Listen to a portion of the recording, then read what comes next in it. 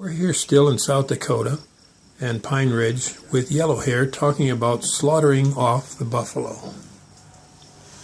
You know, this goes back to something that, if we couldn't subdue the Lakota people back under the military forms back in the 1860s, one of the generals said that the only way you're going to subdue the Lakota people if you killed off their food source.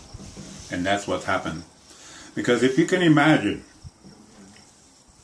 7 days, 7 nights, a buffalo moving by you. Imagine that for a second. And then a short 50 years later, there was only 300 or 400 buffalo left in this whole country. And that is exactly what happened to the Great Sioux Nation. What happened to my people, the Oglala's. And these are the things that is still a big, big problem for us. Because from the buffalo, we had our food. We had our shelter. We had our clothes. And we had all the tools that is created by the bones of the buffalo. But more importantly, it became our spiritual center. And this manifests that spiritual identity of the Great Sioux Nation is manifested in the Black Hills, but also its four-legged being, the buffalo. And we say the natural lifestyle is a north and south existence. The buffalo moved from the south to the north during the summertime. Then it moves back down south during the wintertime. Each time following food that is ripens and going either north or it goes south. And the Lakota people followed the buffalo because that was our brother. Now, getting back to Yellow Hair, in this time on Mother Earth that you've spent, what has been your favorite accomplishment? Well, what I'm most proud of is that I got to know the old ones. Because today, the sun dances and the sweat lodges are something that most people got to know a little bit about. But you have to remember what happened after 1890. And during that 1889, there was a man by the name of Frank Foolscrow. And he said his Lakota name is Matho Wambali.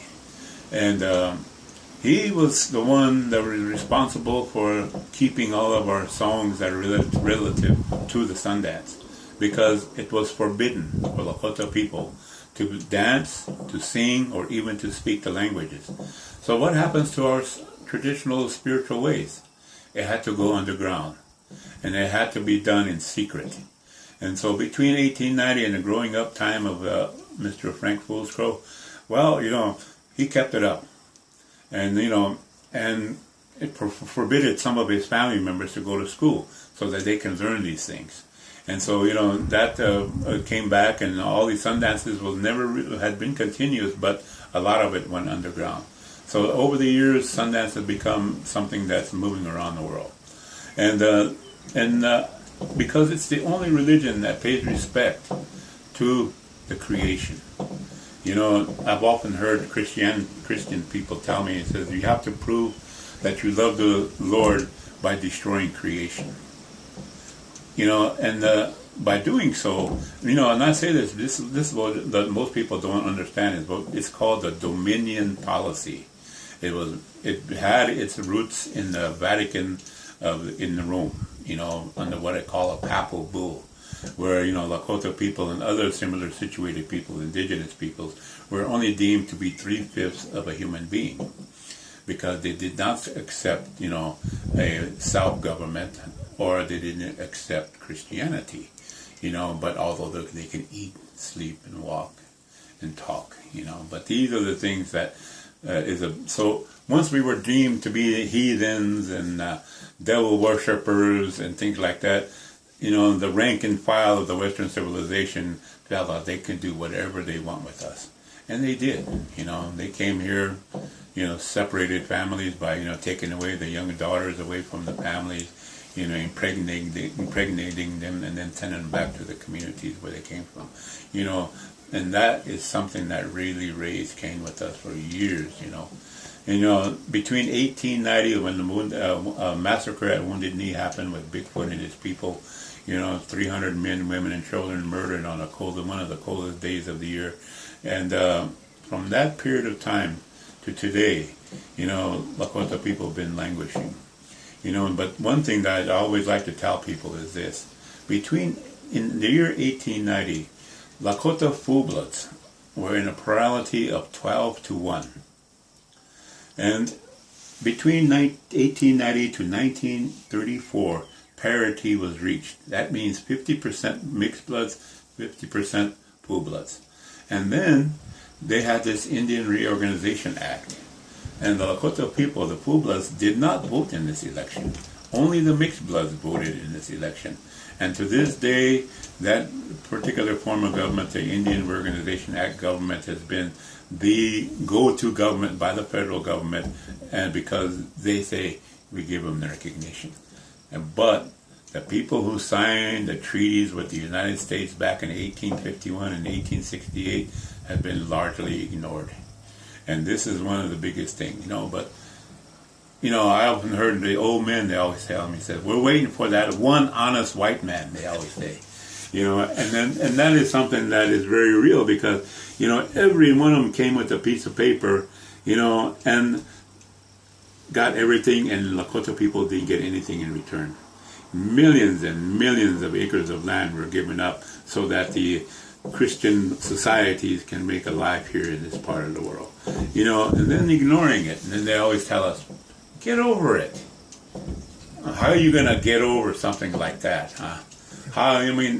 These are the kind of things that this attitude that we have to deal with on a daily basis is subjugating and keeps us in an internal prison that we are surrounded by a wall of 50 miles thick.